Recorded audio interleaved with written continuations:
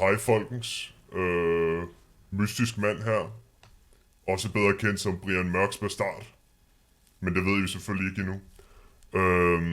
Jeg tænkte lige, at jeg vil lave sådan en lille videoopdatering. Bare lige for at annoncere, at jeg stadigvæk er i live.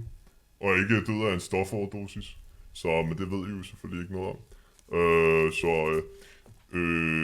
Ja, så tjek min kanal ud her i den kommende tid. Der kommer muligvis en video omkring Ramans onkel. Eller ej. Det må I jo bare tjekke ud, ikke?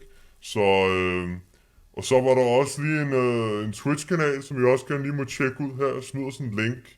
Og så er det jo op til jer, om I vil tjekke den eller ej, ikke? Men det var det hele. Altså, så vi ses folkens. Bye bye.